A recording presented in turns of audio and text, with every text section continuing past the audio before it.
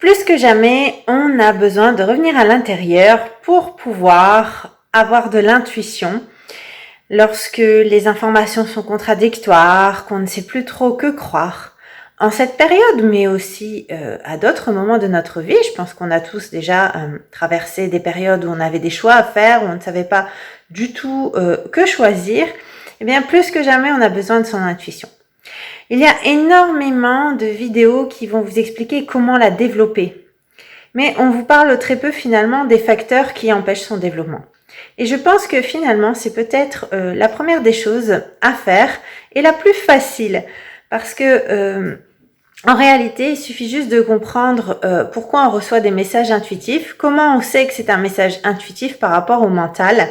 Une fois qu'on a compris ça et surtout les facteurs bloquants, je pense qu'il peut être aussi peut-être plus simple pour certains de juste tenter d'essayer d'éliminer ces 10 facteurs.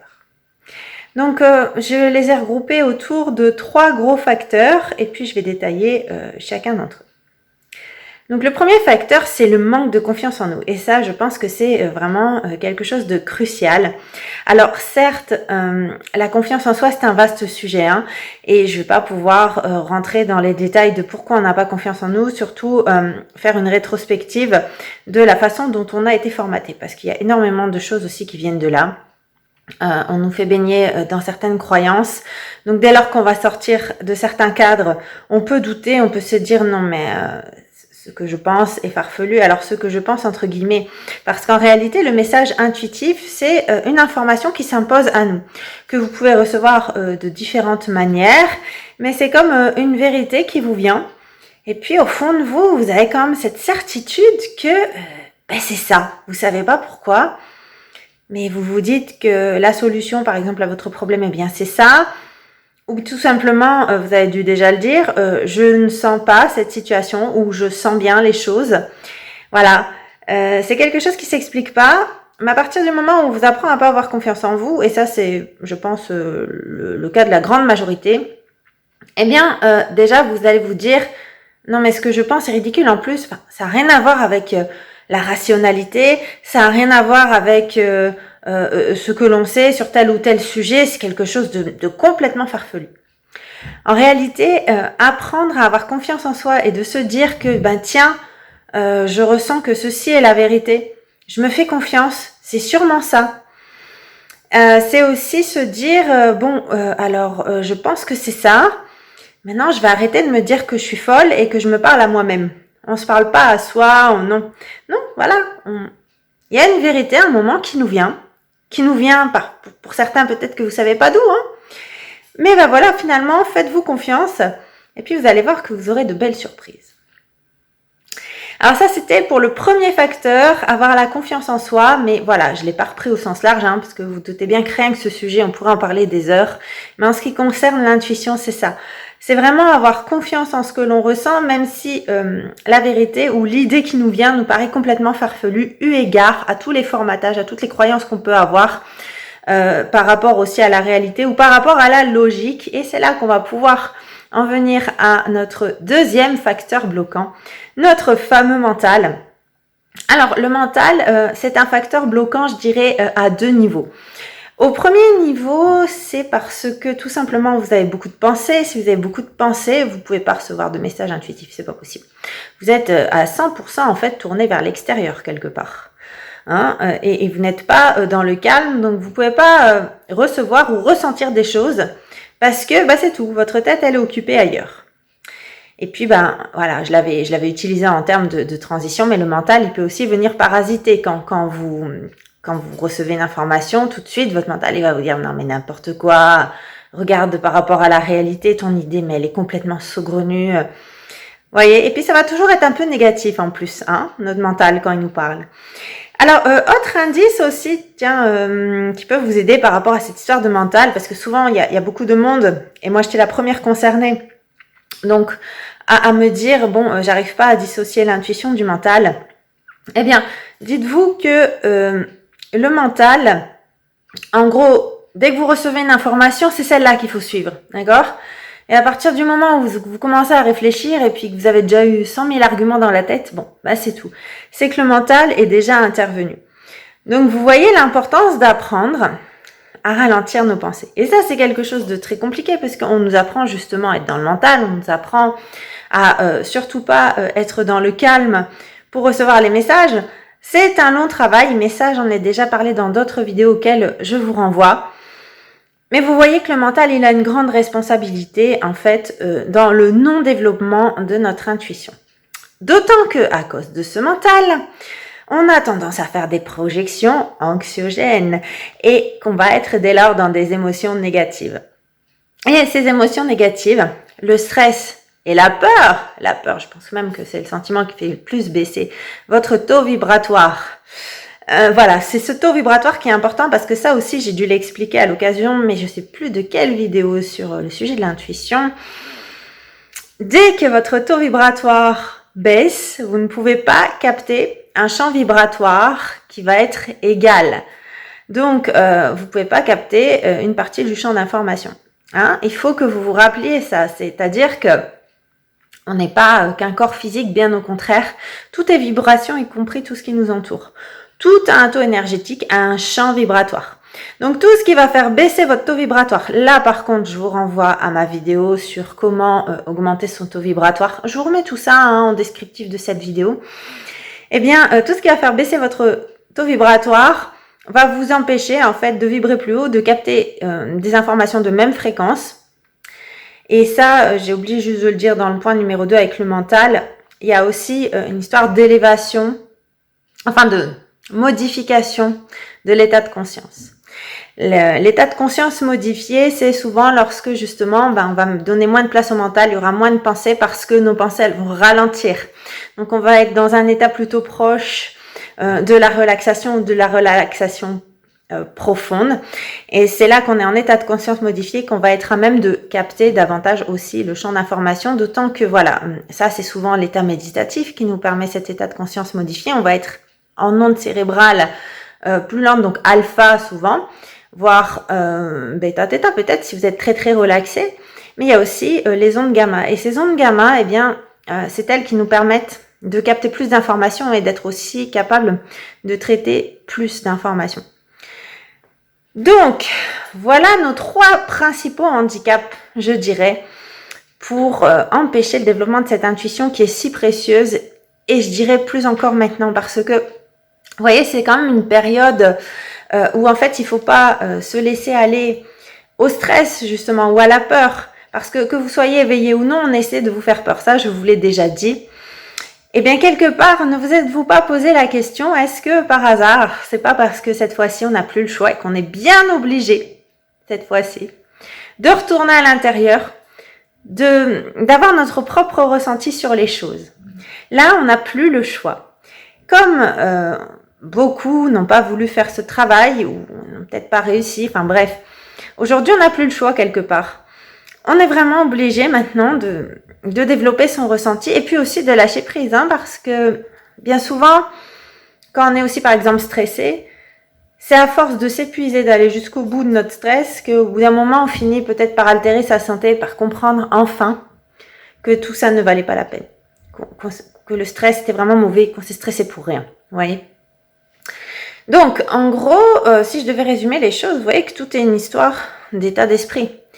Donc, il est temps de cesser de vouloir tout trouver avec la logique, d'être que dans la réflexion, et que plus que jamais, il faut aussi se faire confiance en soi, tout en laissant les émotions négatives de côté. Je dirais que pour développer votre intuition, sans passer donc par tous ces petits ateliers, tous ces exercices qu'on peut également faire, bien sûr, mais vous voyez que quelque part, tout vient de là, tout vient justement de ce formatage, tout a été fait pour qu'on ne soit pas à l'écoute de soi. Et plus que jamais, il va le falloir. Et maintenant, vous savez quels handicaps sont là, quels handicaps sont à éradiquer. Les solutions, je les ai déjà évoquées, mais il y en a plein d'autres. Mais voilà, on va les rappeler, hein. Et j'insiste parce que je sais que peut-être pour certains, c'est pas facile de se mettre à la méditation. De se poser et puis à un moment d'arrêter de réfléchir. Au départ, c'est très compliqué.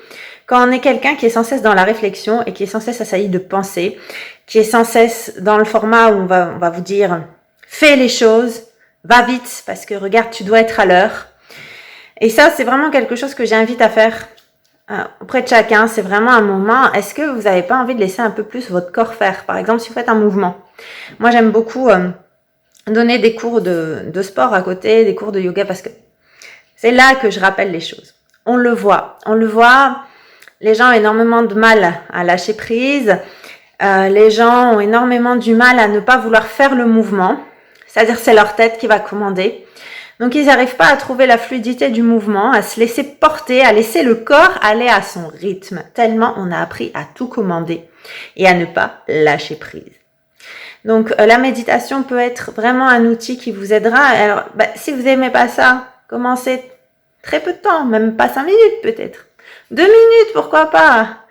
Mais c'est à force de faire que vous allez réussir, y compris à tout moment ensuite, d'être capable de faire barrière, de vite reprendre du recul par rapport à toute situation, même la plus anxiogène, pour pouvoir en plus trouver une meilleure solution. Et puis vous serez plus calme dans votre vie de tous les jours.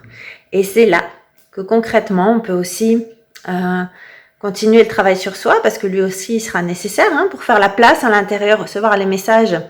Il faut se calmer intérieurement, mais se calmer intérieurement, ça suppose aussi de faire ce travail sur soi. Donc normalement, il y a des séances de développement personnel, les coachs sont là pour cela, mais évidemment, ça peut représenter un coût. Donc, en attendant, pour ma part, mon rêve serait de développer d'autres outils de formation en ligne qui seraient un peu plus accessibles. Eh bien, en attendant, ce que l'on peut faire, c'est tout simplement s'observer soi-même. Et s'observer soi-même et être capable de faire le vide à l'intérieur de façon à ce que les idées nous viennent et on se dit, mais oui, peut-être que finalement, je devrais travailler ça chez moi. Vous voyez, si on ne sait pas par quel bout commencer, au final, les choses, elles viennent juste vers nous, pourvu qu'on ait posé l'intention aussi de vouloir peut-être travailler sur nous. Mais c'est vrai que voilà, tant qu'on n'a pas non plus réglé les problèmes avec soi, il est très difficile d'être dans le calme complet.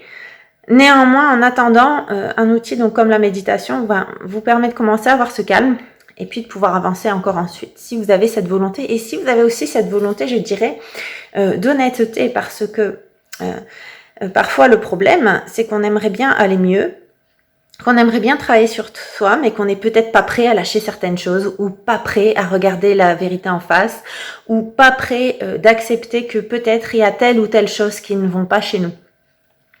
Mais en fait, ceci est nécessaire parce que parfois on peut découvrir ou voir, surtout chez l'autre, parce que l'autre est un miroir, des choses en fait qui sont chez nous, mais on peut avoir effectivement du mal à admettre au départ qu'elles sont chez nous. Même pas forcément nécessairement par mauvaise foi, mais parce qu'à l'état de conscience, cela ne nous paraît pas évident. Et pourtant, si vous cogitez ensuite, vous vous dites, mais oui, peut-être qu'il y a une petite part comme ça, qui est comme ça chez moi. Et ça peut d'ailleurs être dur à accepter, puisqu'a priori, effectivement, vous n'êtes peut-être pas comme ça. Mais il se trouve qu'il y a peut-être une petite part quand même qui est un peu comme ça. Donc voilà pour cette nouvelle vidéo sur l'intuition. Je vous rappelle qu'il y en a d'autres et je vous mets certaines références dans le descriptif de la vidéo. Je pense qu'au lieu de s'inquiéter, outre le fait d'agir dans le quotidien pour améliorer ce quotidien, il est nécessaire aujourd'hui de travailler à cela. Parce que la seule chose qui peut vraiment vous guider quand vous êtes perdu, quand on n'a aucune visibilité sur les choses, c'est de s'écouter intérieurement. Et là, on a des réponses. Et parfois, même si elles paraissent irrationnelles eu égard à ce que l'on constate avec nos yeux, à ce que l'on entend, croyez-moi, c'est vraiment quelque chose de fiable. Donc, n'hésitez pas à repenser à tout ça, surtout si parfois vous stressez, parce qu'il y a des actualités qui peuvent être anxiogènes. Revenez à l'intérieur. Essayez donc de ralentir ces pensées, surtout de prendre confiance en vous, même si ce que vous ressentez comme information vous paraît pas du tout collé avec ce que vous constatez là, physiquement, avec vos yeux et vos oreilles. Faites-vous confiance, ralentissez le flot des pensées, arrêtez tous ces sentiments négatifs. Et pour vous aider, donc je vous rappelle la vidéo pour remonter aussi votre taux vibratoire qui vous aidera également. Donc voilà, en attendant de continuer un plus grand travail sur soi, juste essayez de se poser quelques instants, respirer en faisant le vide, parce qu'on est concentré par exemple que sur sa respiration, et monter son taux vibratoire et se faire confiance. Eh bien voilà, j'espère que cette nouvelle vidéo sur ce thème de l'intuition vous aura été bénéfique, vous aura peut-être plus parlé que les vidéos qu'on retrouve sur comment la développer. En fait, on peut aussi y réfléchir d'une autre façon si on a du mal, c'est tout simplement comment essayer de calmer ce qui va m'empêcher de la développer, tout simplement. Et que c'est quelque chose qui vient, qu'on n'a pas spécialement à travailler finalement. Mais juste, il y a des travers, mais que l'on a tous. Quand on vit dans une société où on a tous été formatés de la même manière, il faut juste travailler sur ces travers entre guillemets, et puis on commence à se sentir mieux, et quand on se sent mieux, il y a de la place à l'intérieur, juste pour recevoir ce champ d'information en réalité qui nous entoure, ni plus ni moins. Eh bien, je vous remercie pour votre écoute, je vous dis à bientôt pour d'autres vidéos.